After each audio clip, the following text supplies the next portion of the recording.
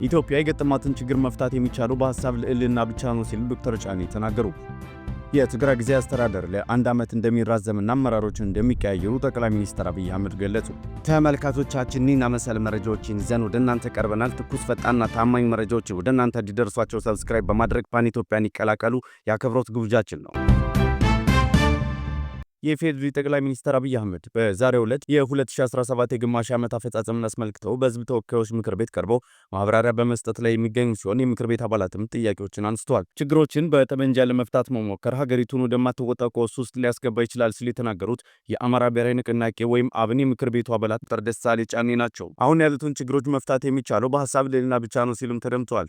በተለያዩ ቦታዎች ባሉት ግጭቶች ዜጎች ሕይወታቸው ማጣታቸውንና በርካቶች ከቀያቸው መፈናቀላቸውን ተናግረዋል። ባለፉት ዓመታት በትግራይ፣ አማራ፣ ኦሮሚያ እንዲሁም ቤኒሻንጉል ክልል ያሉት የጸጥታ ችግሮች ኢኮኖሚ የሚፈልገውን ያህል እንዳያድግ እንቅፋት እንደሆኑበትም አንስተዋል። በአስቸኳይ ጊዜ አዋጁ የታሰሩትም እንዲፈቱ ሲሉ የምክር ቤት አባሉ ዶክተር ደሳለኝ ጫኔ ጠይቀዋል።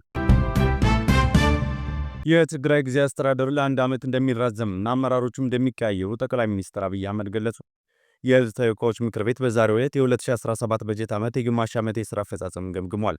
ጠቅላይ ሚኒስትር አብይ አህመድም ከሕዝብ ተወካዮች ምክር ቤት አባላት ለተነሱ ጥያቄዎች ምላሽና ማብራሪያ ሰጥተዋል። ከምክር ቤት አባላት በፕሪቶሪያው ስምምነት አፈጻጸም ላይ የተነሳው ጥያቄ በሰጡት ማብራሪያ ስምምነቱ ከፍተኛ ድል የተገኘበት ታሪካዊ ስምምነት ነው ብለዋል። ስምምነቱን የተፈራረምነው ያሸነፍነውን ጦርነት አቋርጠን ነው። ይህም ለሰላም ያለንን ከፍተኛ ፍላጎት አሳክቷል ሲሉም ተናግረዋል። መቀለ ከተማን ለመቆጣጠር 1-2 ቀን ሲቀረን የሰላም ስምምነት መፈራረማችን ለሰላም ያለን ፍላጎት ያሳያል ያሉት ጠቅላይ ሚኒስትሩ በስምምነቱ በርካታ መሻሻሎች ስለማምጣቱ፣ የጊዜያዊ አስተዳደር መቋቋም፣ የተለያዩ አገልግሎት የማስጀመር ሁኔታ መኖሩ ከመሻሻሎቹ መካከል እንደሆኑ ጠቅሷል።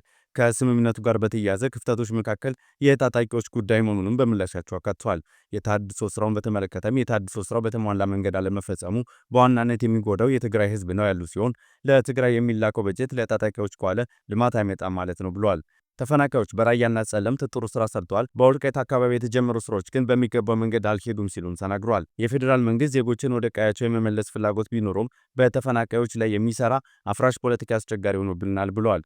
ባለፉት 2 ዓመታት በፕሬዝዳንት ጌታቸው የጄኔራል ታደሰ ወረደና ጄኔራል ጻድቃን ገብረተንሳይ የተመራው ጊዜያዊ አስተዳደር ጦርነት እንዳይኖር አድርጓል ብለዋል።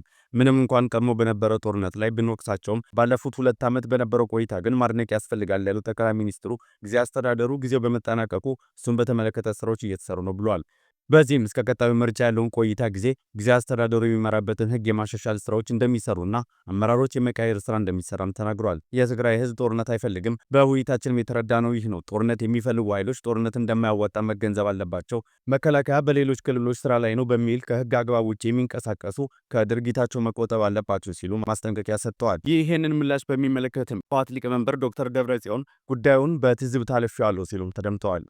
ተመልካቾቻችን እኒህና መሰል መረጃዎችን ይዘን ወደ እናንተ ቀርበናል። ትኩስ ፈጣንና ታማኝ መረጃዎች ወደ እናንተ እንዲደርሷቸው ሰብስክራይብ በማድረግ ፓን ኢትዮጵያን ይቀላቀሉ የአክብሮት ግብዣችን ነው።